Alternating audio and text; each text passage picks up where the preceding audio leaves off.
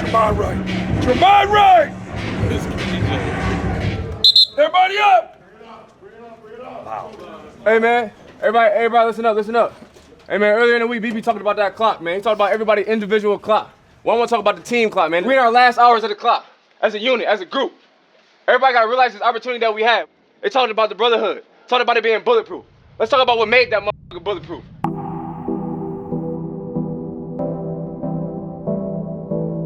We beat Oregon State. Then we go play TCU. Ohio State can't play in a big game. Shot, bow, f them up, win. Then we go to Purdue. Shot, lost, shot. Then team up north. Oh, they got the best defense in the nation, this, that. Shot, bow, another shot. Then we get to the Big Ten championship. Nobody thought we was gonna be there but us. But us. Whoop they ass. Now we the Big Ten champ. And now look where we stand. Rose Bowl. Built up, motherfucking solid, motherfucking 10 toes down. Can't nobody break that shit. Can't nobody break that shit. We strongest, veined up, motherfucking savage. Hey, y'all know this who we is. Man, that was real. Nah, that gave me chills. Like I'm ready to play right now.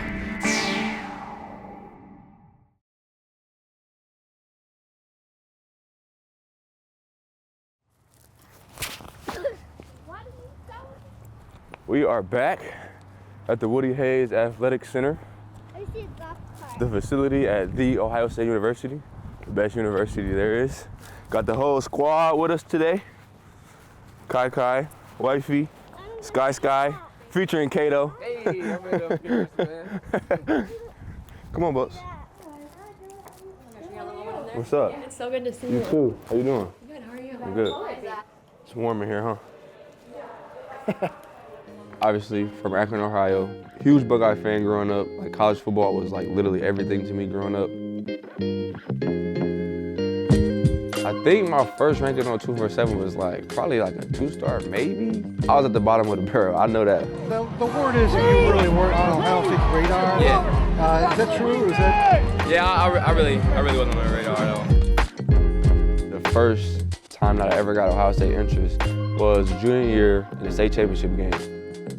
It's funny because Coach Meyer came to the game to see my teammate, Dante Booker, one of the first players of the game, take a long touchdown, probably like 70 yards. And I remember like, you can kind of see like on the TV copy, like once I run past the sideline that Coach Meyer is standing on, he like step up to get a better look at me. And that was really what set everything off. Coach Vrabel started to come to the house, Coach Fickle started to come to the house, interest started gaining fast. I actually got the Ohio State offer here and Coach Meyer's offers from Coach Meyer, and I committed on the spot. Say thank you. Okay. Sad, you good? How you doing? Yes, sir. I'm good. Life. Great. Hey, What do you mean? I got all my favorite. I wasn't. I'm gonna come get a workout. No, I said, can I? I said, yeah. But I wasn't clear yet. Like I just got cleared, like to leave, like a week ago. What's up, man?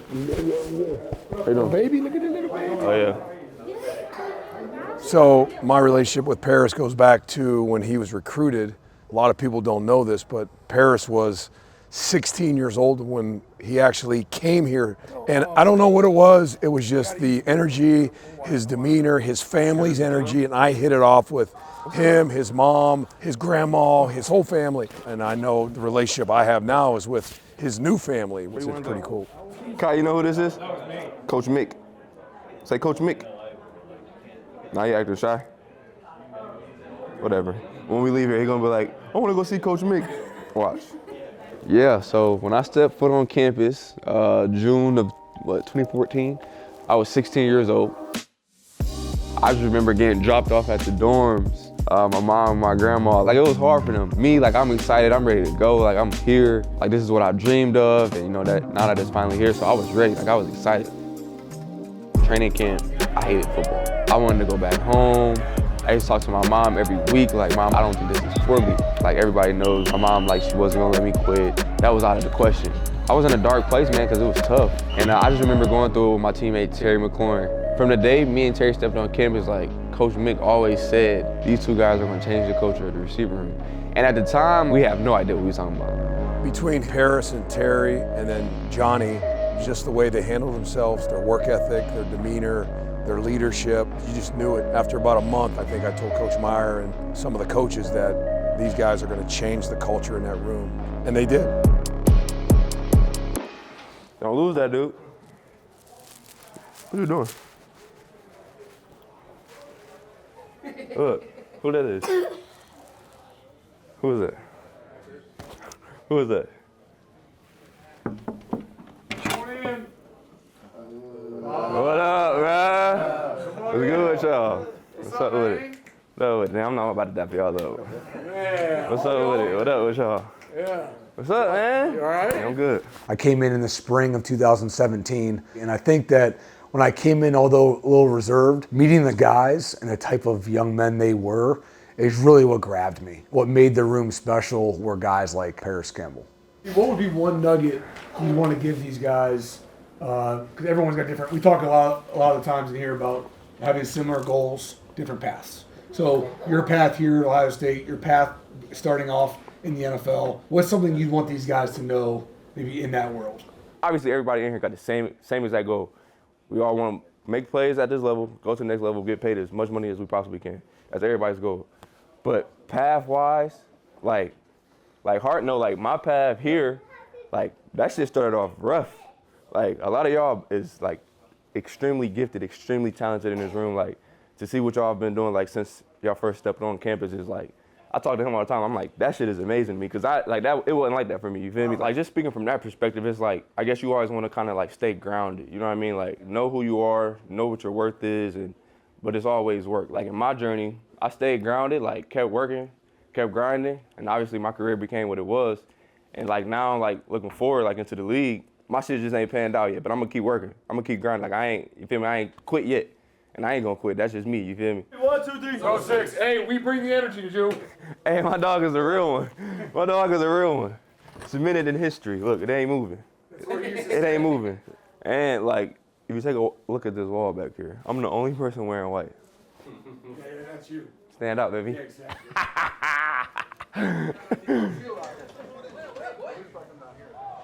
I remember watching Paris do some things early on and how he was so close to maybe, what he wanted to accomplish. He was just so eager to gather information, to find drill works that applies to him, to fill the holes in his game, and really with a non-egotistical way. I mean, it was very refreshing. It was pretty special.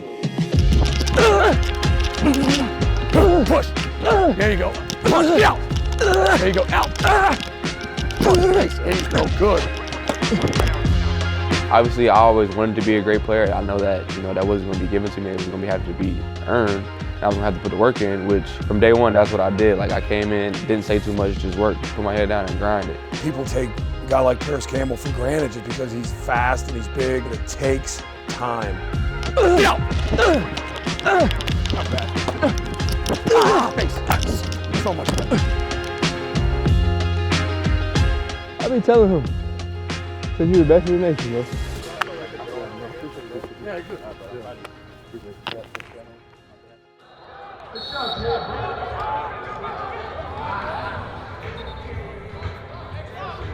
Boy, what's good with you, Prop? You good? Yes, sir. Good, man.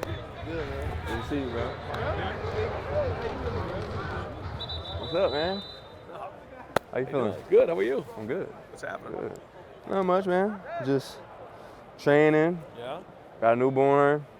saw So that. life is life. Yeah. Like NFL? Yeah.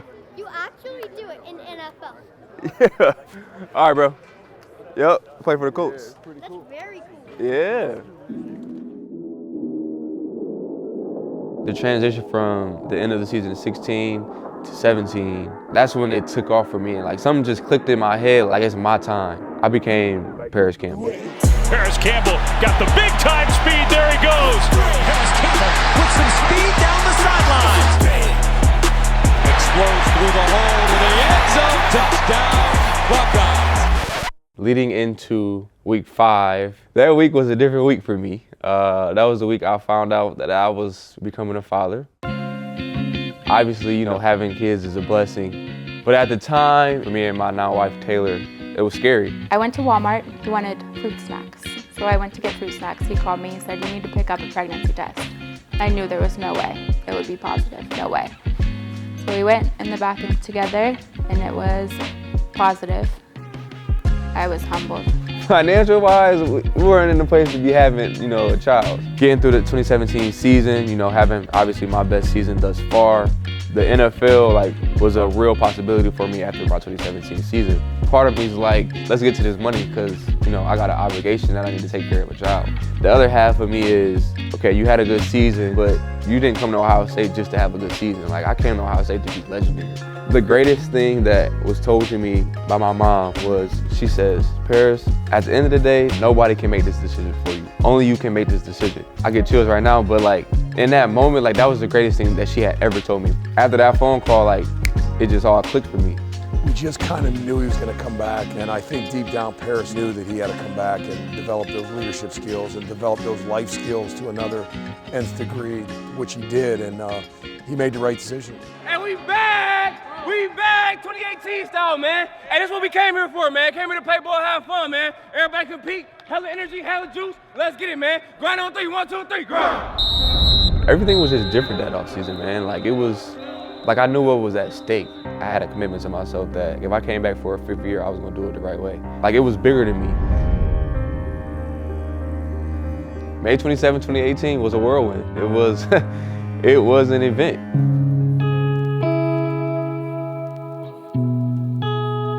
The day of, I felt pretty confident. I felt prepared. I was ready for labor. I remember Taylor like being in labor for like almost like 26 hours. Like, she was in labor for so long. I mean, I think it was like 72 hours, start to finish. First 2 days, things were taking a long time. And then the last day is when things really started to take a turn for the worst.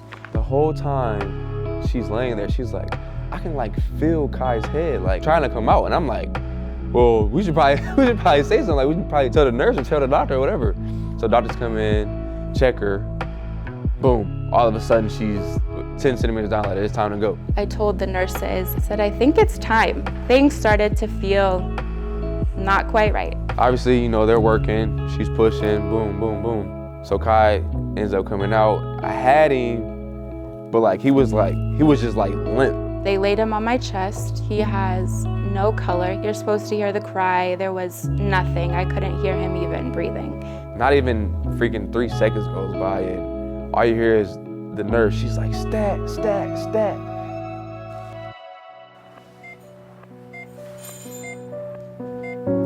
Next thing I know, there's probably 20 doctors, nurses, whoever was in there. He had to be resuscitated. The nurse asked me, she says, what's your son's name? And I said, his name is Kai. And she tells me, can you start to just call his name? And so I just say, Kai, Kai, like, daddy's here, wake up, wake up. I still hadn't seen him. I had no idea what he looked like. I didn't even know if he was alive at that point. And as soon as I start saying his name, he takes like one deep breath, and then a cry just lets out. They took him away, wheeled him out of the room.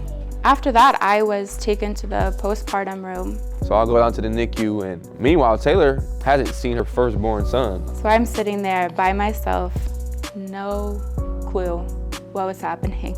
So doctors are running tests on him, and they found that he had blood on his brain.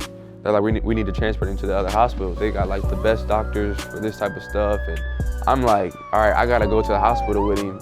We get to the other hospital. The head doctor comes up to me and he's like, your son is diagnosed with HIE. Basically, the doctor, he gave me 2 options. Paris called with the doctor and they said, we have a treatment. It's basically induced hypothermia. And then he says, we have another option. Well, we can just wait it out and just kind of see what happens.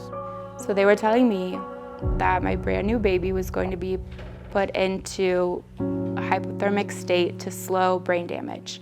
It's crazy because I, myself, had just made a decision to come back to school, and I was immediately presented with another decision that I had to make on my own. My mom was there once again, and she said the same words to me. She said, it's just like the decision you made before. Nobody can make this decision for you. You have to make it on your own. I remember the doctor saying he could not make it through treatment, or this could slow the brain damage. And Paris said, what do you want me to do? And at that point, everything's still foggy. I'm in pain myself. I said, I trust you to make the decision. You know, whatever you feel is best for him, go ahead and call it. The doctor, he sees that I'm in tears and he's like, Paris, come here. He pulls me off to the side. He's like, I'm gonna be 100% honest with you. He says, Both of these decisions are very risky. Obviously, hypothermia is a serious case, but if we don't react on this, it could be a chance that your son won't be here in 24 hours.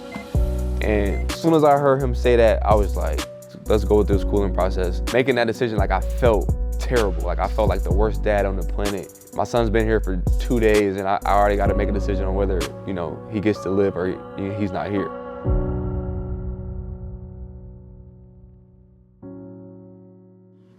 Say hi, Daddy. Say hi. Oh my goodness. Hi. We ended up being in the NICU for like 3 weeks. We were getting ready to go home, and they're telling us like all the risks that he can encounter. Like, they thought he was gonna have cerebral palsy. They didn't think he would be able to walk ever on his own, wouldn't be able to talk, and have all these complications. There was so much trauma involved, and I've tried to work through a lot of it, but my brain has really cut out a big portion of that day, I think, to protect me. Thank God, man, he's, you know, you see Kai now, he's the light of the earth, man. You wouldn't even know that anything has happened to him, and that he's been through all that.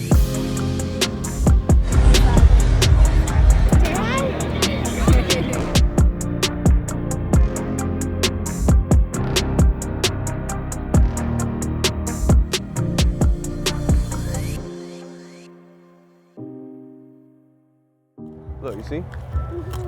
Look, they're running routes. Look, watch it. See? Look, you caught the ball. You good? Can you buy me one? Want me to buy you one? Yeah. Sure. Whatever you want. Remember walking through these halls at 5 in the morning, getting ready for a mat drill. Jesus. Football was on the back burner during that. I'm not gonna lie to you, like, football was the least of my concerns. It's funny that I say that because I also talked about how much I was focused and locked in that offseason about being legendary. Having my son that last year, I talked about how my footsteps are ordained by God, like, that was perfect timing for me. And I know that sounds crazy because I'm a college kid, 20 years old. It's unimaginable. It's hard because when you go home and guys are hanging out, he couldn't do that. He had to go home and be a dad, and that's hard. Life hit him right in the face, and I just think if he didn't have that deep, strong faith and belief, he would not have succeeded. I just remember like just being so locked in and so focused every single day. Like, I did not take it for granted. Not a day went by where if I'm in a hard workout or if practice is long and I'm tired, I'm winded, I'm gassed, I thought about Kai. I thought about Kai and my whole mindset would change. Him alone, he did so much for me. It was a different me that year. Here's Campbell on the run. He's in touchdown. Haskins throws. Caught. Touchdown. Paris Campbell. And Campbell in the clear. Paris Campbell with blazing speed. Finding Campbell. And he tiptoes in. Haskins going up top. He's got Campbell. Paris Campbell. Untouched. Touchdown. Campbell. Touchdown Buckeyes. Paris Campbell all the way to the house.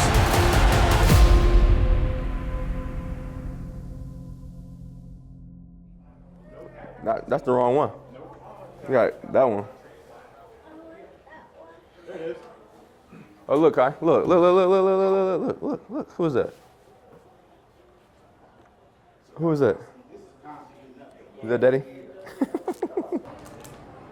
Can you do peace sign? Obviously, we know when we play the team up north that week is always intense already, but what was at stake for us as a team, it was even more intense. They had the #1 defense in the country that year. We were underdogs in the shoe. We took that personal. The Team Up North game, you know, that's a special game. Careers are made, legends are born, right? If you make plays in this game, it's cemented in history forever. Like, you become legendary. 365 days, man! 365! 100,000 ready to watch the greatest rivalry in all of sports. I think there was a play back in the first quarter. There was traffic, and he had to make a couple people miss to get the first down. It was a great play. And then they came back and closed the gap, I think, by 2 touchdowns. And that next play, as soon as he got it, took off around the signs, I'm like, he's gone. I remember lining up. I just remember being in my head like, this is my chance to be legendary. This is why I came back. There's guys that are fast. There's guys that are somewhat fast. And then there's fast. Paris Campbell is fast. Ball snap, Dwayne gets a snap, pop pass, boom, I'm gone, like, it's over with. Like, I turn on the Jets, like, go. Campbell turns on the juice, touchdown Buckeyes, 78 yards. There's Campbell, 114 yards, 573 yards versus the #1 defense in the country. That's my legendary play.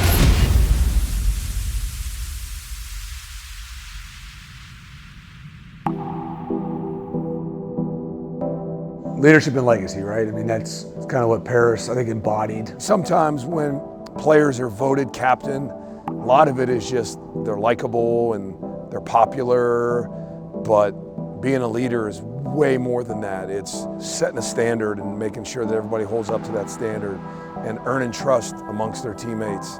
That's what leaders do. Being named the captain at Ohio State, that's something you don't take lightly. I'm aware of all the great captains that came before me. I'm just forever grateful for that. Once didn't make the playoffs and national championship was off the table, reality set in, and obviously everyone was disappointed. But we had one last game and it was a big one. Historic bowl game, played in the Rose Bowl. This was a game we wanted to go out and cement that 2018-2019 team as one of the greatest, in the history of Ohio State. After warm-ups usually come inside, we come together as a team and Coach Mick gets up and goes through his speech. This time, he turned it over to me. This is Coach Meyer's last game. This is my last game as a Buckeye. The senior's last game as a Buckeye. This is the granddaddy of them all. I just looked at him and it was time, and I just said, literally, it is time for him to get up in front of that team, and he's earned that right, and he did. We're in our last hours of the clock, as a unit, as a group. Everybody gotta realize this opportunity that we have. They talked about the brotherhood, talked about it being bulletproof. And now look where we stand, Rose Bowl. Built up, solid, 10 toes down. Can't nobody break that shit. Can't nobody break that shit. We strong as veined up, savage. Hey, y'all saw this. That's who he is, man. This gets across the middle, touchdown. Wide open is Paris Campbell. Me personally, I describe my career as legendary, and not only because of the things that I accomplished, but the things that I overcame. It was never easy for me. It was never glitz and glamour. I always had to work from the bottom and work through hardships and go through adversity. I had to overcome some stuff to get what I wanted. It's so surreal because I remember sitting in those team room chairs and Coach Meyer saying, one day y'all gonna come back and have families and y'all gonna see yourselves on these walls. And before I even had kids, I thought about that. I wanted to be able to come back to this place and see my son or see my daughter run up and down these halls, and every hallway see a picture of daddy. That's why I play the game, and that's why I do what I do.